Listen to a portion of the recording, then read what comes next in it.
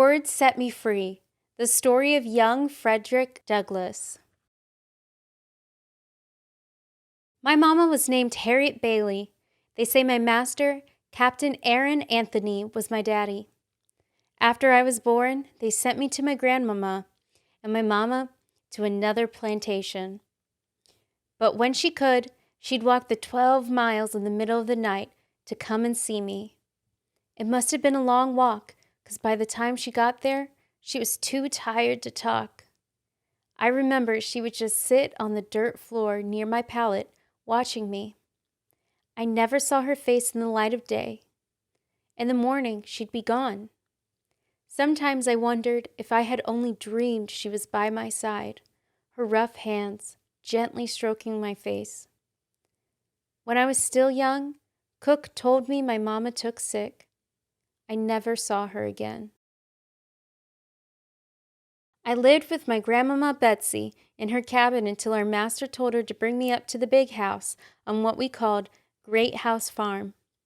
Grandmama went back to her cabin, but I stayed behind with the other slave children. I was just 6 years old. Much of my time was my own, as I was not yet old enough to work the fields. We ate our 2 meals a day out of a trough, just like the animals in the barn. We were always hungry, so we shoveled down our meals of cornmeal mush with shells and dirty hands. But even the animals were rested in the heat of the afternoon sun, and they were never whipped bloody for being too tired or too sick or too slow. At 8 years old, my mistress told me I was leaving the plantation to go to another master, her brother-in-law, in Baltimore. Master rented me out to make extra money. I could not imagine a life beyond my plantation. From Cousin Tom, an older slave on the plantation who had once been to Baltimore, he told me of a city so big and pretty. It seemed like 1,000 great house farms.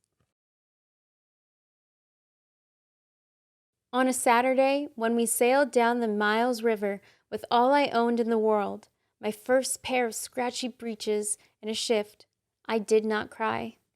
I was ready to leave Talbot County, Maryland, behind. We arrived at Smith's Wharf on Sunday morning. Old Tom never told me that Baltimore looked as if it floated on a sea of waves.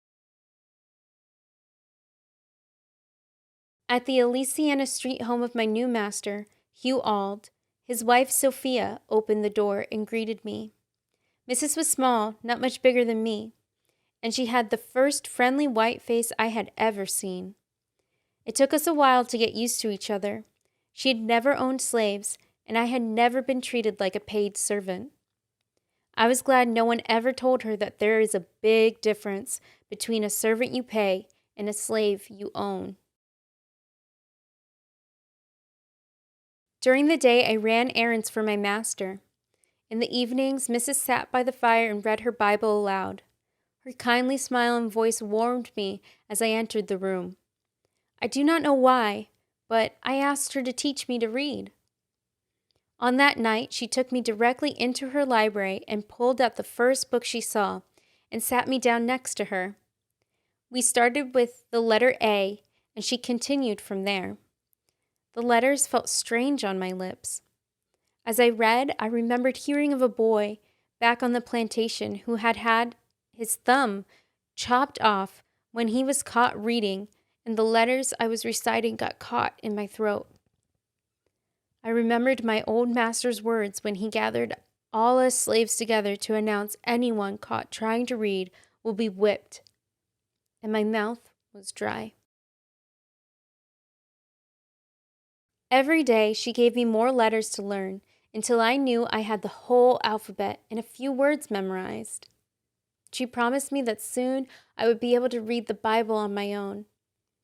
I wanted to read for myself where in the Bible it said one man should own another. But before that could happen, he found out.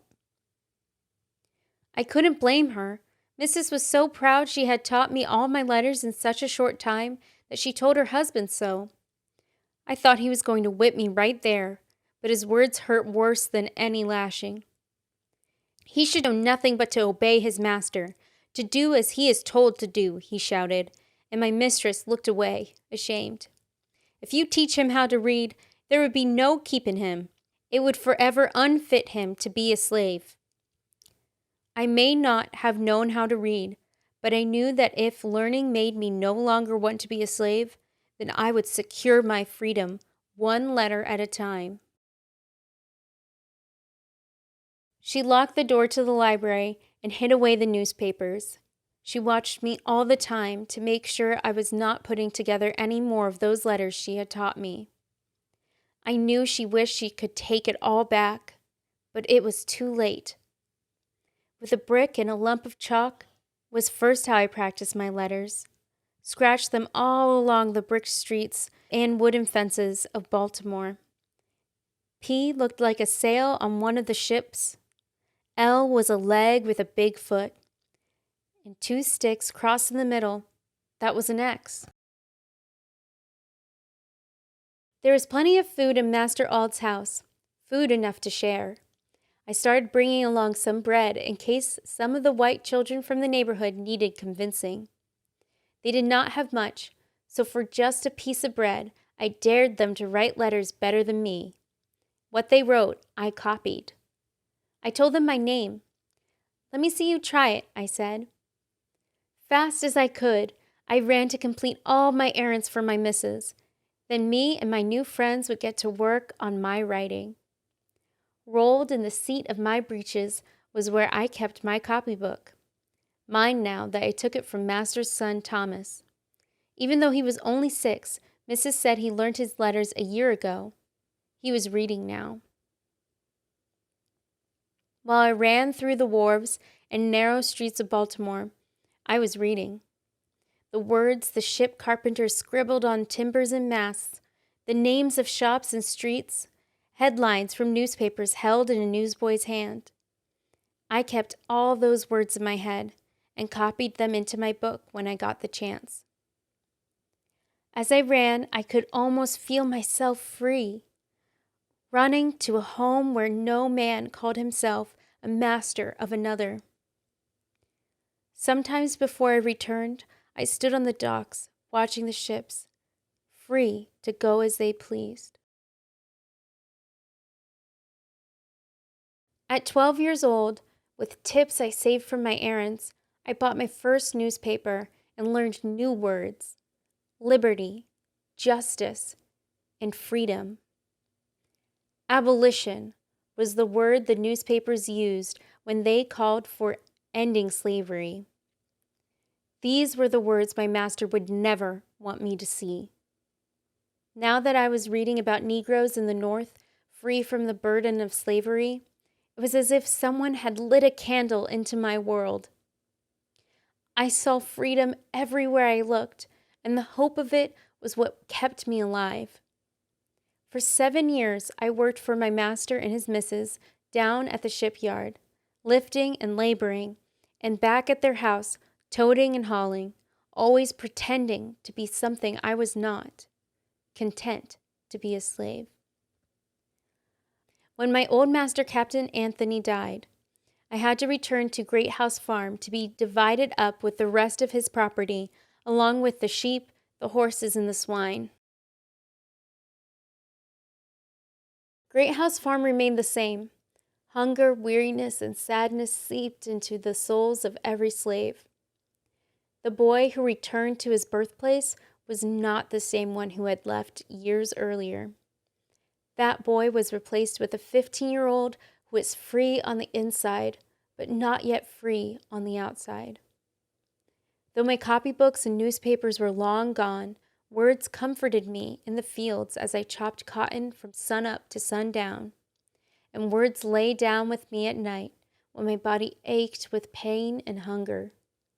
I knew that the words would put an end to my suffering. I just wasn't sure when and how. I was hired out to work for Mr. William Freeland, and while he was kinder than most, he was still a man who believed it was his divine right to own another human being. Since my return to Talbot County, I became friends with Henry, John, and Handy, and I often spoke of my years in Baltimore. When I first told them I'd learned to read, they stopped short and looked around to see if anyone else was nearby. They asked me to teach them. I did. That's how I knew I could trust them. From then on, I thought I would devote my Sundays to teaching these, my loved fellow slaves, how to read. At first, we had school among the trees, me scratching out letters and words in the dirt with a stick. John caught on fast, and he helped me teach the others. They never missed a Sunday. Sometimes they brought others, who then brought others. We had a school before long, but as far as the master knew, we were having church. Sitting on rocks and stumps and tired from the week's work, we sang out the alphabet like we sang out spirituals. Those of us who could read from the Bible. We were doing God's work. During one of our services, I got the idea for how I could run.